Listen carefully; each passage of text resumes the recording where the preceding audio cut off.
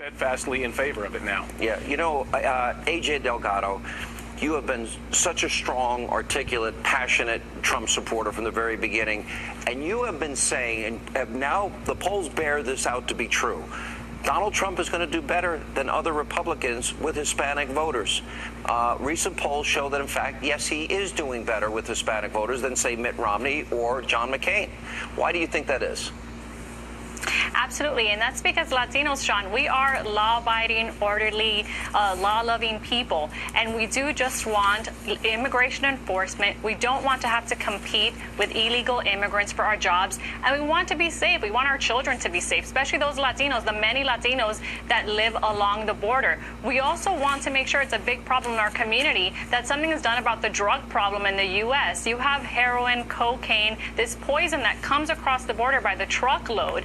And so what Donald Trump is doing with this wall, and thanks to patriots like Mr. Kobach, we're finally pushing back and doing something about that problem that nobody wants to discuss. Did you see the interview or read any of the comments of Jeb Bush that he made this week? Oh, Trump's never going to build that wall. And I'm like, yeah, I think he's going to build the wall. I believe it.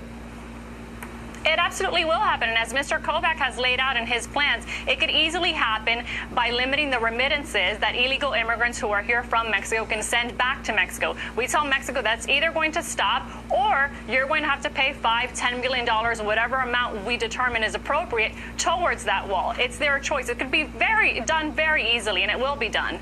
All right, Chris, I'll give you the last word. Yeah, you know, I think if you look at the platform now, Sean, it's not just the wall, but the party is now standing firmly in favor of enforcing our laws, rejecting the Obama amnesty, and bringing back the rule of law. And now you have on the other side the Democrats who are doubling down on the executive amnesty. They want more amnesties. They stand for lawlessness and open borders.